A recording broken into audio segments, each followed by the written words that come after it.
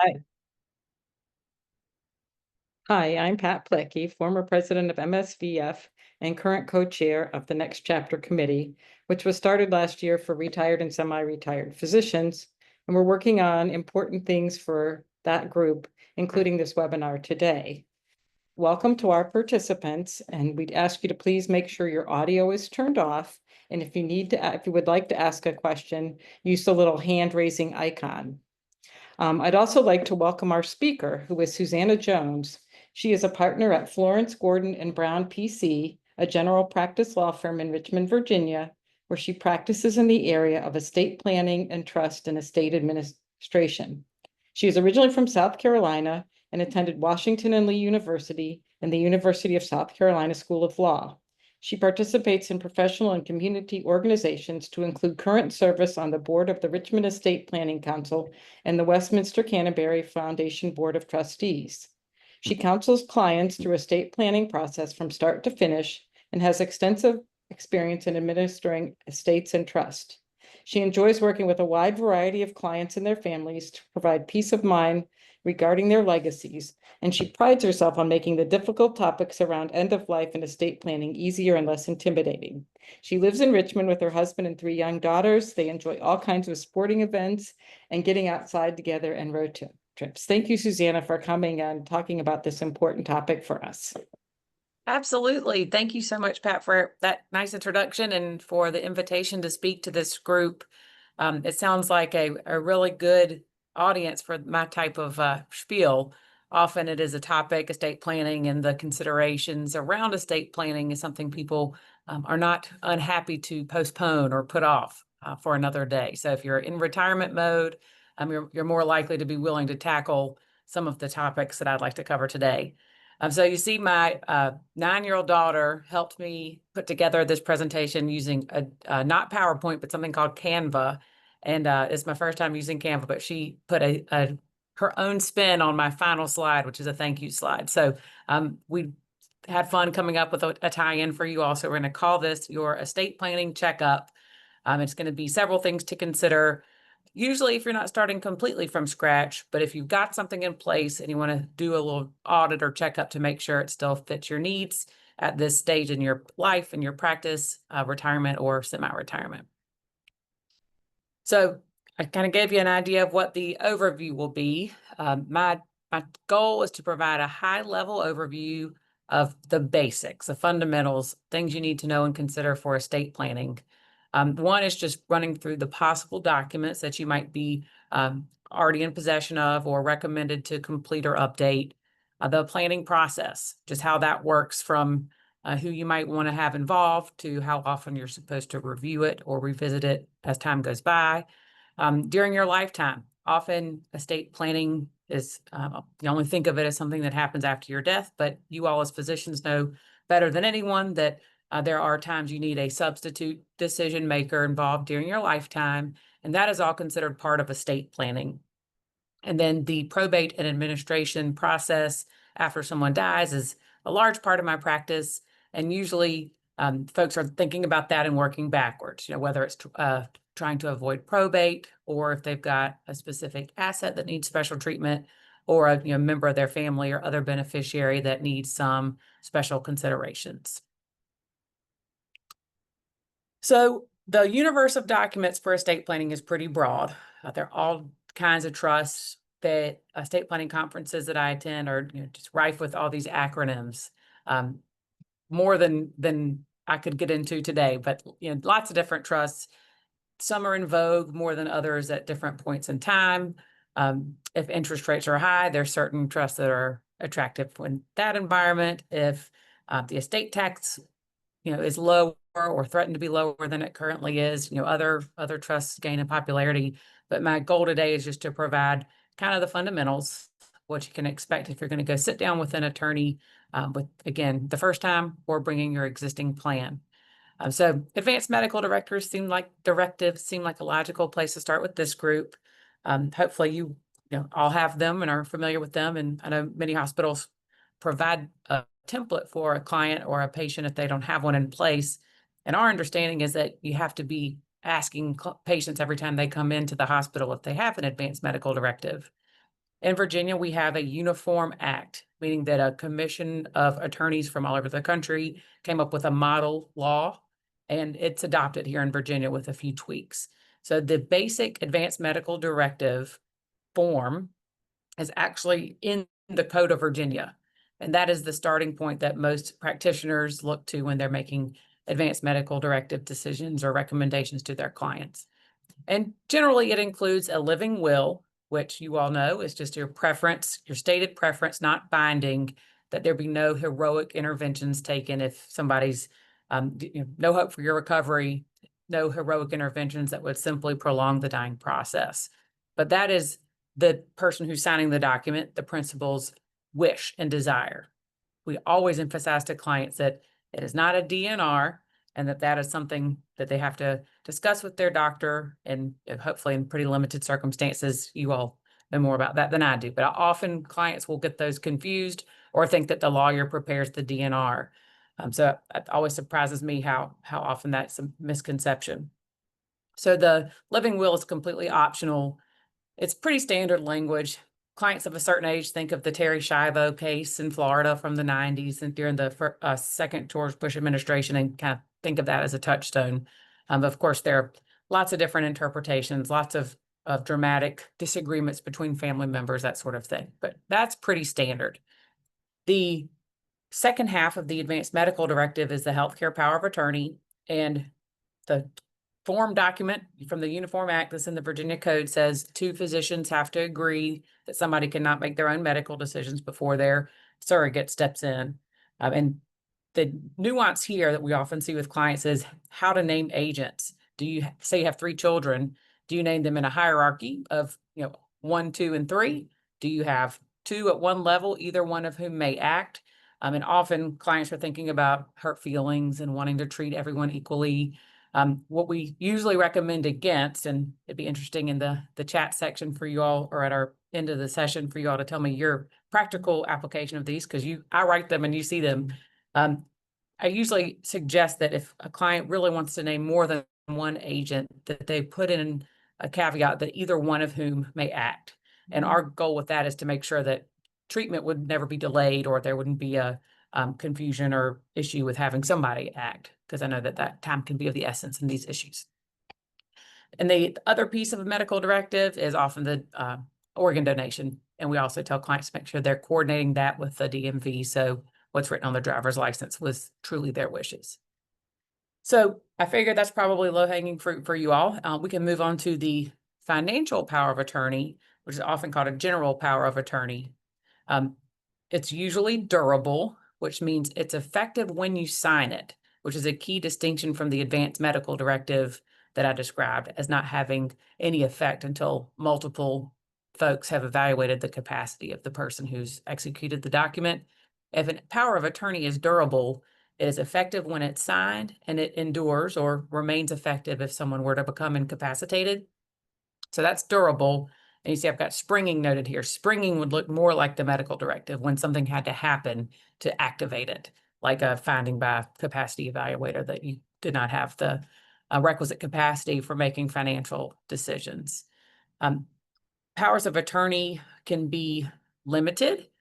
General would be pretty much everything you can do with your finances. You can open a checking account, or buy and sell real estate, all sorts of things like you can do. But limited would be something for a specific purpose. And a real estate closing might be one. You might give your attorney a limited power of attorney to sign the closing document on your behalf. Or you might give somebody you've sold a car to the limited power of attorney to go retitle the vehicle at the DMV, and it's done. That's it. Once that's accomplished, the power of attorney has no effect. Now, the general power of attorney is extremely broad and extremely powerful. So we certainly caution clients to make sure they're naming someone that they trust in those roles, and always being mindful of what they do with the copies.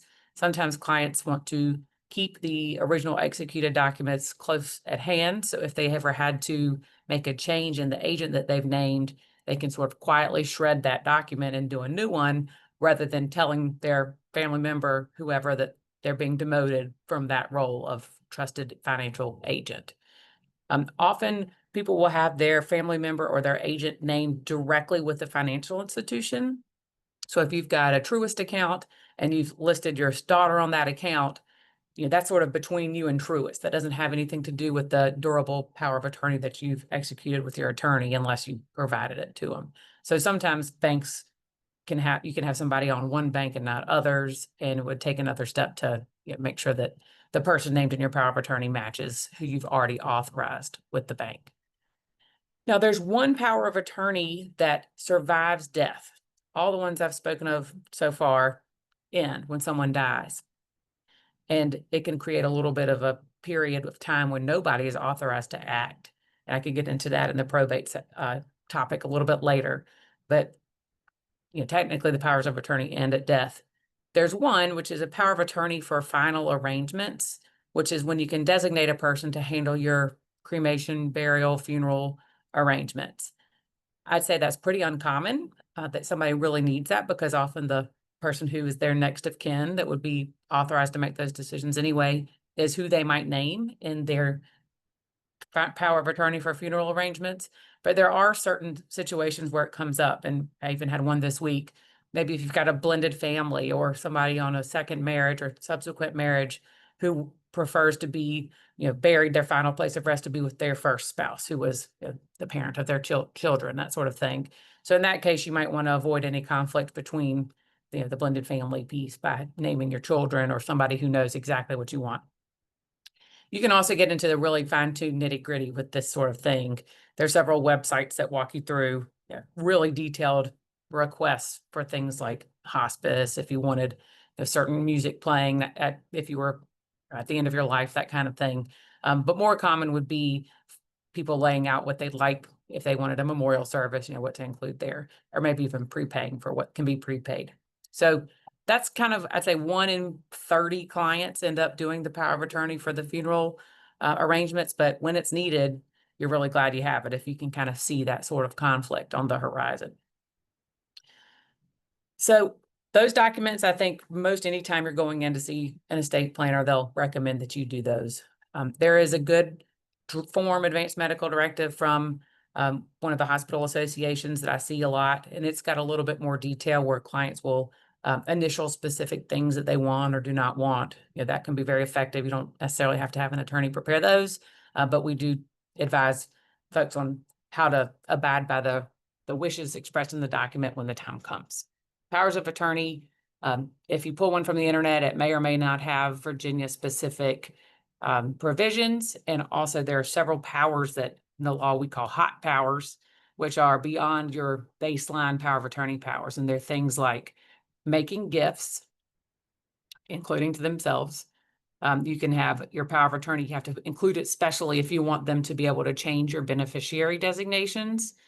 Because your power of attorney is not really supposed to be doing estate planning for you. And often, naming beneficiaries on things like life insurance is part of estate planning. So whether or not you want to give your agent a power that broad, public policy is you really think long and hard about the hot powers that are really kind of like superpowers for power of attorney. So the other documents that would usually kick in after somebody is no longer living would be your wills. Everybody's familiar with that. Trust, there's all kind of trusts, as I mentioned. Testamentary trust is actually created inside of the will. Revocable or living trusts are probably the second most common thing. You see more and more of those. We can get into that in a little bit. Irrevocable trusts, often irrevocable trusts will hold life insurance policies, and the acronym for that is an ILET. And that used to be something you saw quite a bit more when the federal estate and gift tax law was different than it is now. And I wanted to give a quick thumbnail overview of the current estate and gift tax law. It's a complicated topic that would deserve its own hour. Plus, it was impacted by the big bill that was just passed. So I can give you the overview, but that is something probably beyond the scope of this talk.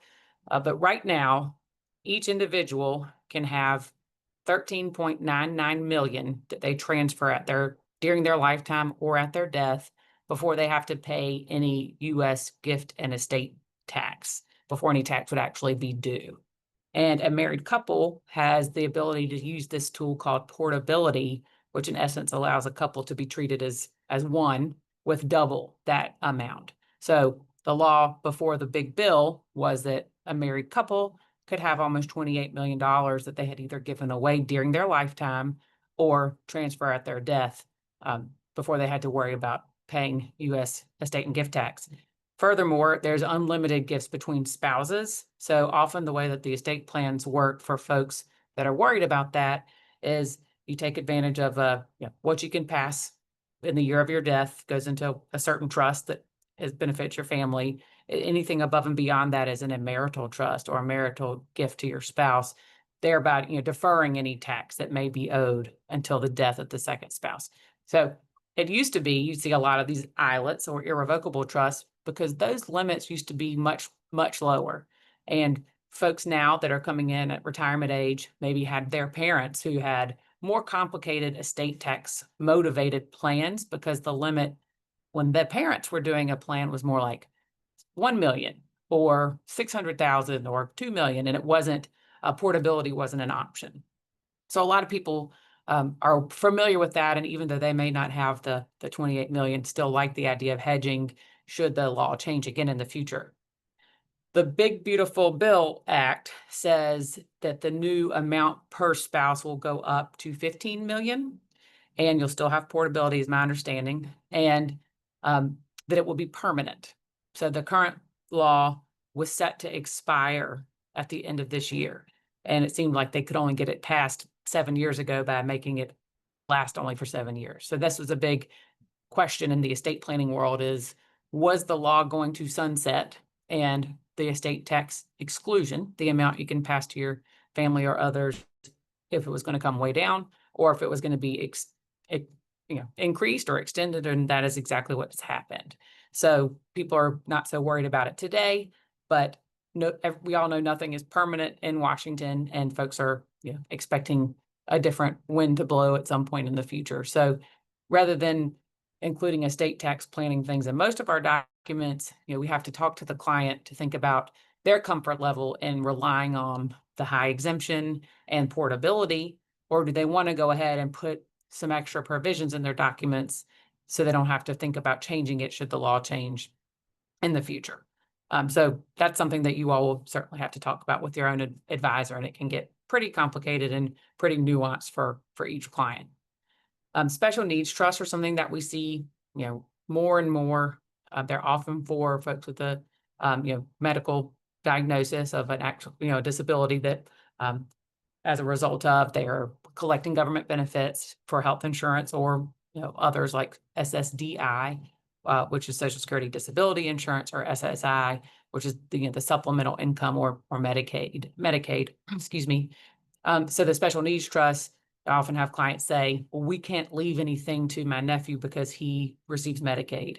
Well, you can, it just needs to be thoughtful. And there are certain trusts that are Medicaid compliant to ensure that you wouldn't jeopardize that person's health insurance or other benefits by leaving anything to them. And in those cases, the distribution from the trust are very specialized and nuanced, and you need to have a trustee in charge of the trust who understands the requirements. So we're seeing a lot of those, or at least kind of a safety valve built into a trust that says we want to leave it to our family members, but in the event any of them is receiving these benefits, maybe we want to hold it in a special needs trust. And the key feature of that is just the trustee has to have all the discretion on when to distribute the funds. I mean, often don't want to make a distribution directly to the beneficiary to put in their own bank account, because that could cause an issue with their eligibility for their benefits. Instead, you would often pay it, whatever bill, directly to the provider, or make sure it's for something that meets the criteria. Beneficiary designations are not always standalone documents. More and more, it seems that you have to fit your beneficiary onto a little tiny form on the internet. But that's a major way that clients transfer wealth, is through beneficiary designations on their retirement accounts, on life insurance policies, annuities, anything that you name a beneficiary on, I think counts in the bigger umbrella of estate planning, and is something important to think about as more and more assets might be transferred that way. And then also transfer on death deeds. This is something that is fairly new in Virginia. and can help make sure that your real estate is transferred automatically at your death to the place you want it to go. I kind of like them for one reason, which is many clients come in and want to go ahead and give their house to their child or put their daughter's name on their house. And that's not always the right thing to do, tax-wise, and exposing yourself to creditors potentially. So if, I named my sister on my house now, it's her asset and also her asset. So at my death, it just kind of transfers to her automatically. That sounds great. But it does not receive a step up in cost basis, which is an important feature of our current law, the tax law. So if I bought my house for $10,000 and now it's worth $100,000, if I gave it to my sister, it's like she purchased it for $10,000. If I left it to her in my will, it's like she purchased it for $100,000. So she could turn around and sell it, and it is as though she had no capital gain. So don't go rushing out to put somebody's name on your house or an account without thinking through or having somebody advise you on kind of the unintentional consequences there, because it could be a pretty big deal. And the other piece is, I mentioned, creditors. So if you name your daughter as your beneficiary of your house and she were sued or had some loan called, your asset is now also partially her asset, and that's usually not what folks are looking to do. But transfer on death deeds can help, because you can still assure a client that the house will go automatically to the beneficiary they've designated. They don't have to get into the concern about messing up something tax-wise or creditor-wise. It also helps get real estate into people's trust. So if you've got your primary residence and you own it with your spouse, you have a special type of protection called tenants by the entirety. It's a special type of ownership for married couples, and you get certain creditor protection from that and other things. You may have a loan. You may want to preserve the ability to borrow, and you don't think the lender is going to understand your revocable trust. If you have a transfer on death deed on the house, it can also serve to avoid probate on that asset and send it over to your trust. So that's something that's really been on the rise. And I think it's going to continue to be pretty popular because you avoid a little tiny bit of tax, and it's pretty easy to do. So I can get into that a little as we go on. So a key function of the documents here, I think I skipped. In all these documents, you've got to think about your agents. And I've talked a lot about, the different agents for the medical directive and the power of attorney, and already hit on some of the suggestions for co-agents, like the ability to act independently. But thinking about after your death, when you're working through the planning process, you've got to think about who you want in charge at that time. So individuals can serve as executors, which is for the will, trustees, which is for a trust if you have one. And again, the only other one that survives death is the agent under the power of attorney for medical decisions. But you got to think through who's the right person for that. In Virginia, if someone who qualifies as executor, if they're a Virginia resident, there are certain things they can do to avoid some of the red tape and expenses. And there's all kind of workarounds that an estate planning attorney will be able to coach you up on. But trustee is one I wanted to touch on, because while you may have a lot of really competent family members that would be a good fit for that role and they would be able to do it, you also need to think about and consider the interpersonal aspect. And many, even adult siblings, don't want to be in charge of their sibling, or telling a position where they have to tell their sibling no, especially when it comes to money. And if you've got you got your shares for your various children, and if some are held in trust and some aren't, you got to kind of think ahead to figure out how all of that will play out. But there are lots of options. You can give people the power to appoint a trustee. You can talk through all those options with your attorney, but that's a critical piece of the process. There are a lot of reasons for a trust. You think about the special needs trust that I mentioned some. If you're retirement age, you might be familiar with contemporaries or parents who have had a cognitive issue, and that's a really important one for a married couple to consider, is if this one spouse were to predecease the other, would you feel comfortable that you could operate the household and everything that you all did as a team on your own as you get older? There are plenty of health issues that seem to go dormant, and substance abuse disorder is one that we hear a lot of with clients. Their son is doing really well now, but they're kind of always worried and thinking about if that disorder should relapse or come back, what they would want to have in place. It's not a surprise to you all. We're seeing quite a lot of diagnoses with the autism spectrum disorder. And again, it can look so many different ways, especially while the children are young, which is often when the parents are coming in to do their estate plan.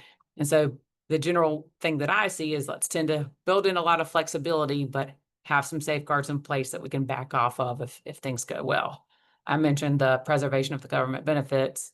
And others may be if somebody were in an accident or had a settlement with a lawsuit and they needed to preserve their own Medicaid eligibility or health insurance purposes.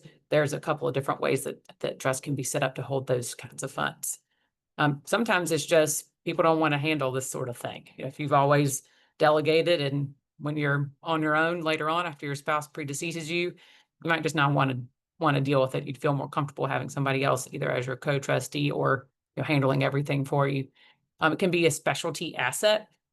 So if you've got, sounds like most of you all, if you were owners or partners in your practices, maybe that part has been addressed. But if there were a medical office building that you own a portion of or something like that, it didn't seem like you wanted your partner in that entity's spouse coming in, maybe you all would make arrangements in the operating agreement for it to be handled a different way. So specialty asset is one example. I talked a little bit about the estate and gift tax consequences. A trust is usually a great way to address some of that. And family assets. This one comes up a lot when we often in our firm recommend that folks have separate revocable trusts rather than a joint trust. And that's just having seen quite a few of these in action. It can be pretty tricky to administer a joint trust. Virginia is not a community property state. And often when people will move here from a community property state, they will have a joint trust. It just tends to work better to have spouse A have their own trust, spouse B have their own trust. Now, they may be mirror images with the same beneficiaries at the end of the death of the survivor, in which case that's great.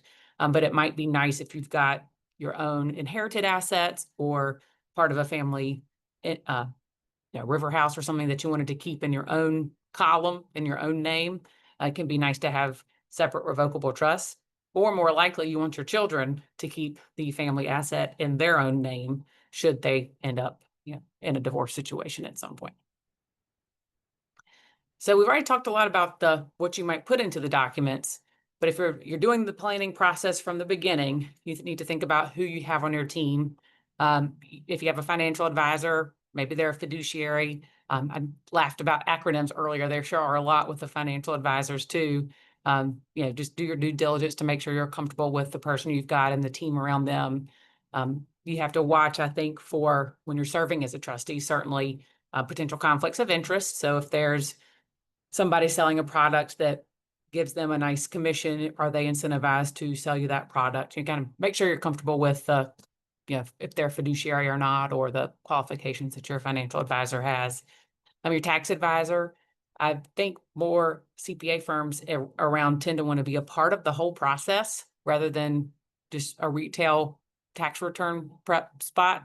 And there are lots of really great CPAs in town. But I've had some clients have difficulty just finding a person who only wants to prepare their fairly simple tax form and nothing else. So I really like it when you can have the financial advisor and the tax advisor and the lawyer sort of all coordinating, because one of the main takeaways after you execute your estate plan is making sure that your beneficiary forms all match up so that your stock account actually makes it to your trust if that's your goal. And it's much easier to do that at the time that you sign the documents, coordinating with the financial advisor rather than the next 6-month meeting that you have with their financial advisor, having them call at that time when and you've kind of moved on to the next project. So I'm a big fan of the team approach there and having the advisors talk to each other.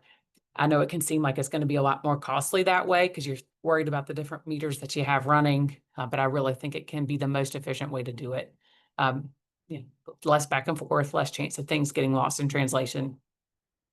Your retirement benefits, if y'all are at this stage of your lives, maybe you've rolled over your plan through your employer to your private financial advisor. Seems like a really important time to have somebody who knows kind of the full scale of your assets and can help advise you how best to proceed on that. An insurance agent, if that's something that you are, you know, an insurance person or not. Sometimes clients seem to be really into life insurance, and they'll have quite a bit of it. Others have term insurance for the period of time when their children are little or younger, and let it lapse after the term passes. And others uh, don't don't seem to care too much about it. So if that's part of your team, certainly having your insurance agent in the loop, just like you would your financial advisor for that beneficiary designation piece, is really important. And your attorney, if you move states in retirement, you likely need to have an attorney who's licensed in the state where you actually live. At least give your documents a once over and tell you what needs to be changed to make them compliant with that state. Every state has its different requirements on what makes a will valid. Um, you know, if you've waived the things you can waive as far as surety and filing fees and that sort of thing.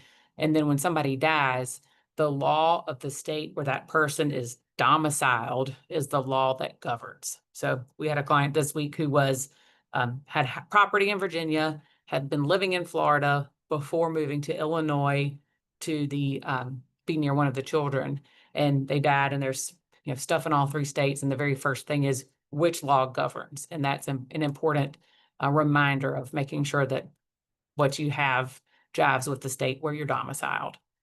I mentioned a benefit of the coordination with all of those advisors, but beneficiary designations is one that I just can't emphasize enough. It's really important to make sure that you've got your documents talking to each other. You can have, the most beautiful, fancy trust in the world with all this thought put into it. And if your assets never make it to the trust, your whole plan can be thwarted by something that simple. Tax considerations, always get your tax person to sign off on anything major, like big gifts, that kind of thing. Now, gifts are interesting. If you do make a gift, right now every individual can give another individual $19,000 a year without having to report it to the IRS. If you gave somebody $20,000, you're supposed to report it on a gift tax return. If you report it, that does not mean that any tax is owed. It just means that your lifetime column that this year says you can have 13.99 million is reduced by that much. So the gift tax returns are important to make sure you're in compliance with the IRS rules. And that's something that a lot of folks aren't used to doing. And it's important to have somebody who is familiar with them advise you on whether or not you need to file one. I mentioned the ILETs again. If you've got an insurance trust or you want to have one, making sure your insurance agent is in the loop and people are coordinating on how the payments are made, that sort of thing is really important. And then I thought with the physicians, especially if you all have your partnerships or LLCs or practices that you were part owners of, if that was the case in your situation, you make sure that the corporate documents for that anticipate what happens when somebody dies, if they still own a share in the business. Because as you all know, the doctor's own reputation and goodwill is a big part of that value. So making sure you don't have a big delay or a lot of chaos at an already stressful time is really important. So during your lifetime, we've talked about the substitute decision makers for the power of attorney and medical directive, but I'm going to go ahead and skip to number 3 here to give one more fine point on the power of attorney, 2 more fine points.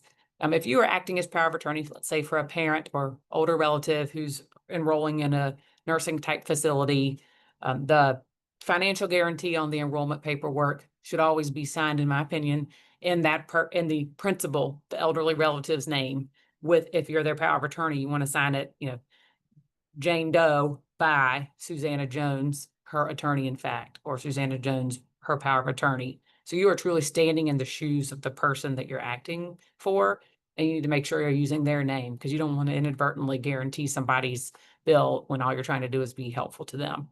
And then the other piece that comes up quite a bit is the scenario where you've named a family member on an account to help pay bills, and then you die, and they don't know if they think they own the account, or are they simply a signatory on the account for convenience only?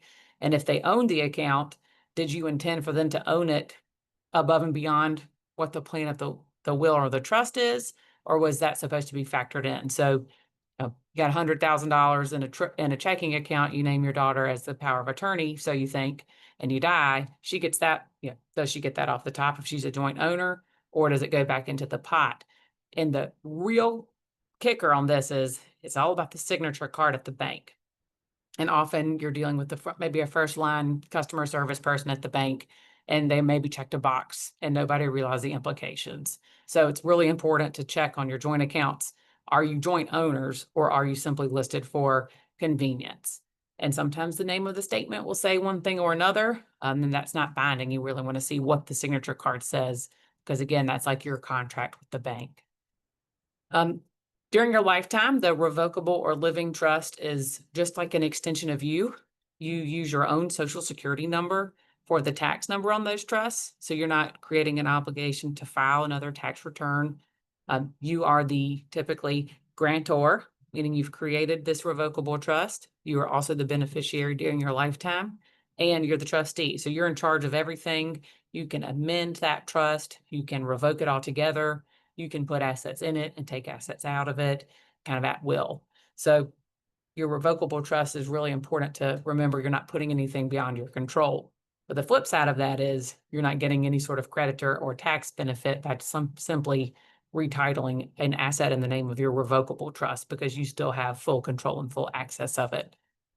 The irrevocable trust is an interesting, case by case assessment, because if you put something into an irrevocable trust, you will typically have an arm's length person serving as the trustee of that trust, and therefore you can't direct what happens to it. You can't, in most cases, in simple terms, be the beneficiary of it. You can't really have any incidence of ownership, which is an IRS term.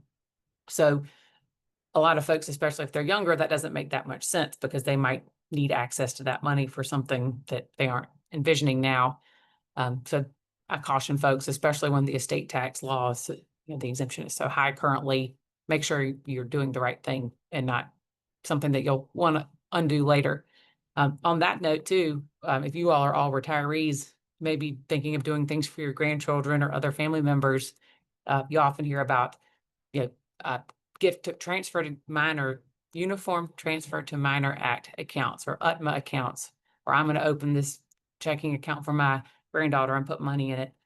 When you do that, the age at which it's paid out is set, and it can be really hard to change, if not impossible. And so let's say you put some money into an investment account each year, and your grandchild is creeping up on 18, and that account has really grown. In a lot of cases, you wish you hadn't done that, or the parents wish you could stretch out that age, but sometimes it's too late to do anything about it. So those accounts can really grow. Sometimes a trust might be a little more work up front, but can give you more flexibility on considering the grandchild's abilities or limitations at that point, because we've all heard the bad stories about a person receiving some money before they were able to handle it and blowing through it, or something else bad happening. We've covered a fair amount of this, and I've said we'll get into it a little bit more. So that's where we are now, is the probate and administration section. So avoiding probate is something we hear all the time. Somebody's uncle went through probate and it was horrible, or I was an executor for my elderly family member a long time ago and just can't imagine putting my family through that. And it can be a big headache. Like, you have to be pretty good at paperwork and deadlines and keeping track of things. The paperwork is really keeping track of every check that you write from an estate, every invoice, receipt, receipts from the beneficiaries who received the furniture from the house. I mean, you have to be very detailed, but it is not the end of the world. If somebody has a plan that does not avoid probate, it's likely going to be okay. Things that go through probate are assets in somebody's individual name. So anything with the joint owner, not in probate. Anything with a transfer on death or payable on death to anyone other than the estate, not a probate asset.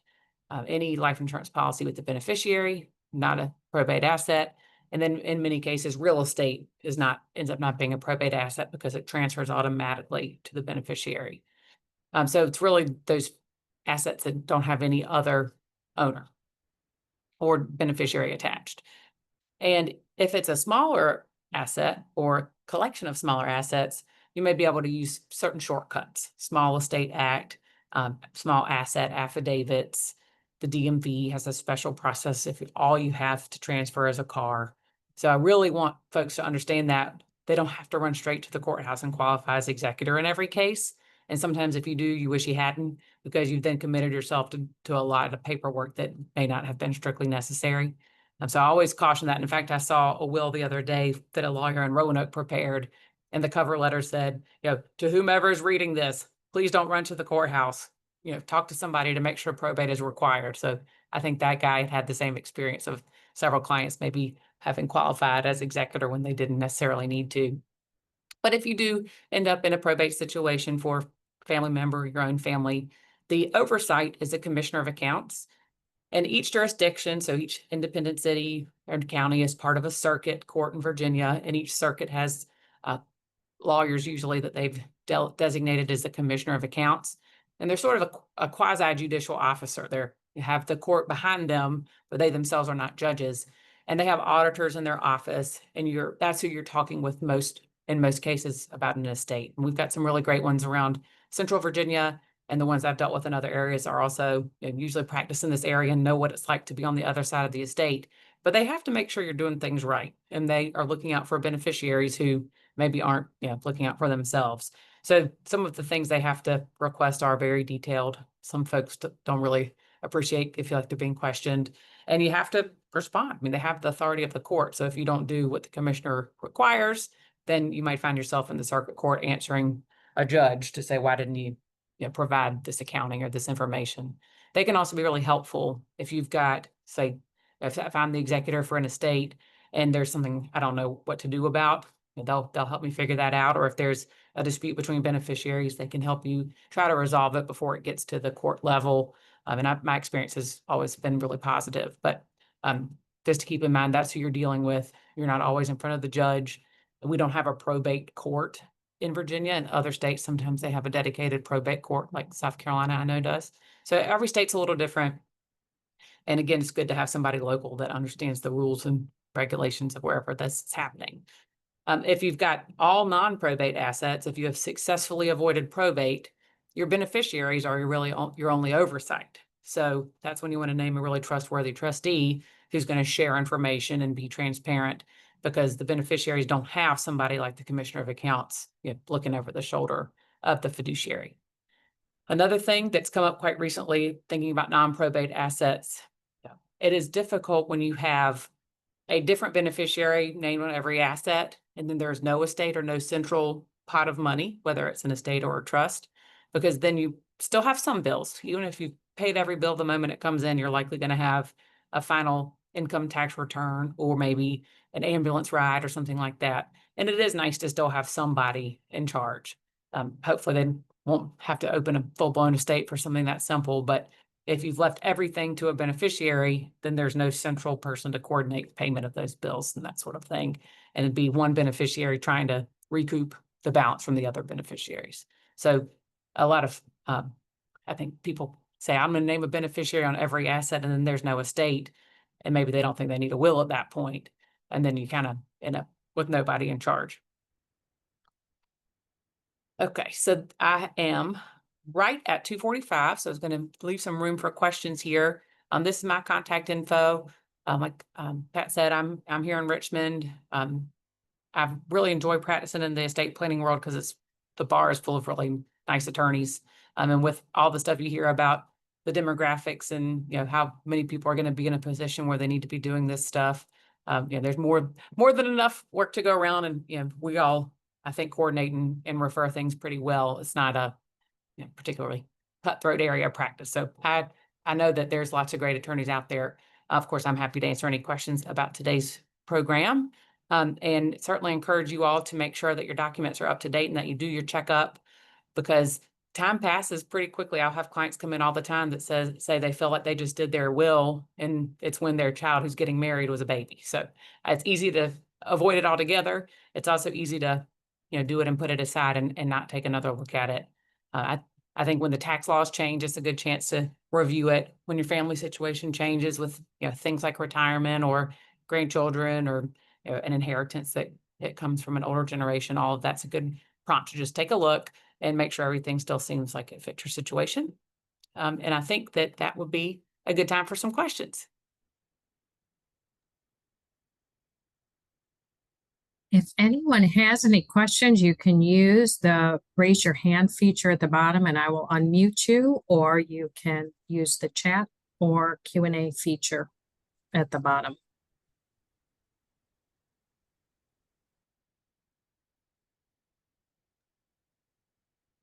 Okay, somebody shared a good story, which I appreciate, about funeral arrangements, and it's somebody served as power of attorney for their parents during their lifetime and worked to pre-arrange things and prepay them. So that was really helpful when the time came, because he not only knew that he was carrying out his parents' wishes, but it was all already taken care of. So my last cautionary tale about not having anybody in charge was eliminated. So I think that's a great idea. I know that Cremation Society of Virginia actually gives people a little card to put into their wallet, so they know they're a member of the Cremation Society, and if they were ever in an accident or something, that people would know what to do. Certainly, if you live at an assisted living place or a retirement home, all the administrative offices and the places that have any sort of care want to have copies of those documents, and always even ask, do you have a preference for a funeral home, that kind of thing. And it does help things, takes a lot of pressure off of your family if they know that you've already taken care of that. Okay, we've got another one that said, oh yeah, could you take a will to a client, attorney, if they didn't prepare it in the first place? Absolutely. As long as you've got the documents, anybody could take a look at them and make recommendations. You'll see sometimes a will that has several addendums that are called codicils. So you might have a will with 2 or 3 codicils, or you might have a lot of new wills if somebody needs to make changes. And sometimes clients like to do a new will rather than a codicil. And this is for a trust, it's called an amendment rather than a codicil. Because if you've done something like change the trust for your children from paying out at age 30 to paying out at age 45, you might not want them to have visibility to the progression, that you've extended the trust. It might make more sense to not have that paper trail, so to speak, and just have one fresh trust that encapsulates all the amendments. So absolutely. Okay, so another question is, certainly I agree that digging up all the documents can be a daunting task. Is it possible to have a meeting before all the stuff is found? Can you provide guidance in getting that stuff together? And certainly, so to start the process for estate planning or to revisit an old plan, I think the question, a lot of folks will have an intake questionnaire, and ours focuses on who do you want to name in all the roles and an asset inventory, because the asset inventory might trigger some things like, oh yeah, I have a small retirement account from my first job that I need to clean up, or I wonder if that life insurance policy is still in effect. So knowing the types of assets can be really helpful, because the suggestions on the way that the beneficiaries will be named can differ. And sometimes your old documents don't even help that much if you're going to be starting from scratch. So I wouldn't let that delay you if you're interested in updating your documents. We got another question that was, if a client owns real estate in different states, do you need trust attorneys in different states to accommodate the creation of trusts? This is a great question. And it might be the answer that lawyers love to give is it depends. So if you've got all your things in Virginia and you've got a North Carolina beach house, it is a great idea to have that beach house, whether it's owned outright or in an LLC, for if you're renting it, that sort of thing, titled in the name of your Virginia trust, because then you avoid any kind of probate in North Carolina, because your trustee is already authorized to take action related to the house. You don't need a North Carolina trust attorney per se, but it would likely be the case that you need a North Carolina attorney to prepare a deed that would transfer that house into your Virginia trust. I know I use that as an example that comes up quite a bit. We've got several connections in North Carolina that'll do a quick deed, and they don't need to be involved in the bigger estate planning process. But sometimes when clients have stuff all over the country, different LLCs, you end up with, kind of calling in folks for a limited task in the different states. But all of those things, LLCs, can be assigned to your trust, and that you can avoid probate because everything would be owned in the trust. So that's a great question. If you've got out-of-state real estate, it's a good prompt for doing one of these checkups to make sure everything's titled in the most efficient way. Susanna, there was 2 questions in the Q&A. It says patients always send us a durable power of attorney typically, and most have no mention of HIPAA, so they can receive medical records. Staff isn't always able to catch this. Any advice? And then for deceased patients, we always ask for the certification of qualification first. Okay. So the HIPAA question, I think that the form question or the form power of attorney mentions HIPAA, but you will often see a standalone HIPAA release. And that's a good feedback that it might be drawing it to the provider's attention more clearly if it is a standalone release or includes it in all caps. One thing that'd be interesting to hear from you all on the advanced medical directives, we hear about the registry and we give clients the information about uploading their medical directives to the registry, but I haven't really heard that it's used that much in practice. And I know clients think, what if we update our agent and don't upload it to the registry? But if anybody has any feedback on if providers like to use that, or if it's ever been helpful, that'd be great to hear. The other question about if somebody's deceased, requiring that they be qualified, can be kind of circular. So your certification, I'm not sure if you meant certification as executor or exactly what sort of thing you would need, but so much of what happens once things get to me involves and requires the death certificate. So if there's ever a dispute on who's going to handle the final arrangements or who can make directions about what happens to a body, that could always delay getting the death certificate, which will delay everything else. So it becomes kind of a circular process. Unfortunately, that doesn't happen too often, but I think that's a really good practice. And I'm sure that the hospitals have a lot of compliance folks that tell you that very same thing. And then one other question, thoughts on obtaining wills or trusts online versus with an in-person attorney? Sure, that's a great question, and something that we'll be seeing more and more. I've had clients, and I mentioned the California clients, so I'll pick on them, who ordered a Susie Orman kit online, and I think it was fine. It was their situation wasn't that complicated, and it worked okay. We've had other clients who have pulled one off the internet that wasn't Virginia specific, that messed a lot of or missed a lot of cross references and ended up leaving out some pretty key facts. So it depends. If you've got a really simple, what we call an I love you plan, which is all to your surviving spouse and then to your kids, you don't have anything complicated, it might be just fine. And odds are it might be just fine. But there's an awful lot of probate litigation around something that wasn't addressed in the will or that the person's intent isn't completely clear.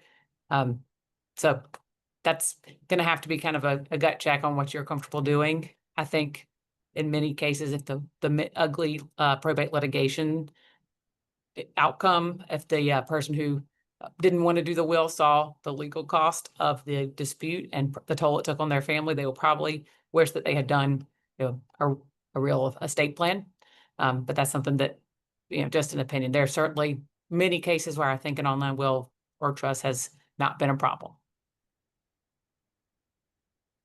I have two questions. One is about a signature card at banks, and is it best to do the payable on death, the PODs, for, let's say it's your child, your daughter? Is that the best way to handle that? That's the first question, what you recommend. And the second is, you were talking about if you lived in a different state, that might be a problem. Like I live here, my daughter is going to be moving to Maryland. So what differences do you need to look at there if she lives in a different state than I do? Yeah, so that I'll take the executor type question first. And executor is just for the will. So if you've done other planning where you don't have a will, this wouldn't matter that much. But Virginia needs to have jurisdiction over the person who's serving as executor. So if you're a Virginia resident, the courts already have jurisdiction over you. If you live in Maryland but are seeking to become an executor in a Virginia court, they will want you to post a surety, post surety on your bond, meaning an insurance company will come with you to the court to say, yeah, we ran her credit and she seems like a fine executor, we'll give her the bond. If it's the person's also the only beneficiary, there could be exceptions made there and other shortcuts available. But in general terms, the courts like to see at least one Virginia resident serving as an executor if you're going to try to waive the surety requirement on the bond. And this comes up quite a bit in the 21st century with how accessible people are. Maybe that's not something that needs to stay in place. But you want to avoid, in many cases, that extra cost of the surety. And there's some workarounds, like you could give your daughter the power to appoint a Virginia resident to serve with her if surety was going to be required. So there's some workarounds. So the beneficiary question, and that's one is hard for me to answer. It really depends. If somebody is the sole beneficiary, it might work just fine, but you don't have their funds coming into the estate or the trust to help pay for, expenses if necessary, or if you would like it to be subject to some other split, like a percentage for a couple of different beneficiaries. So that one's hard to say. It's definitely not a one size fits all answer on the transfer on death.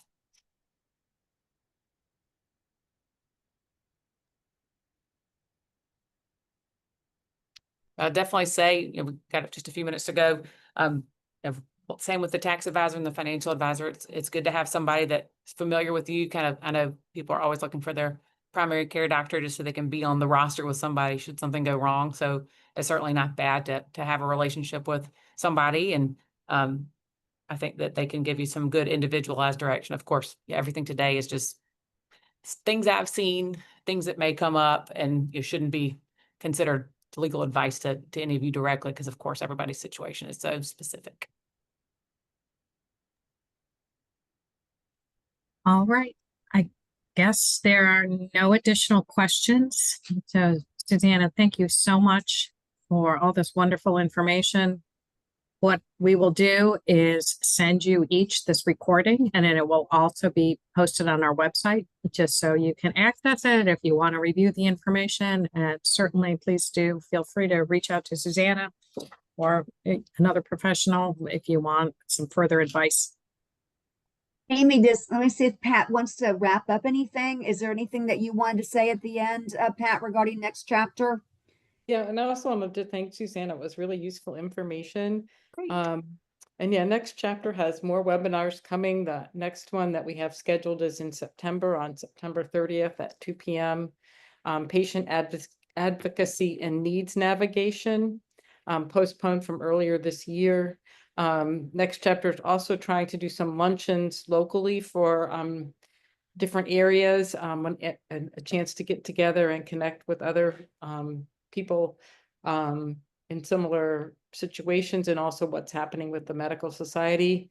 There was one in Northern Virginia in June, and next week there's one in Virginia Beach. And also there's a link to the next chapter information on the MSV website. Thanks all of the people who participated in this webinar, and thank you, Susanna. Yeah, of course. Now, this is a slide that my 9-year-old daughter included, so I wanted to make sure I can tell her that I showed it to you all. Hope everybody has a good rest of the summer. You too. Take care. Take care. Bye.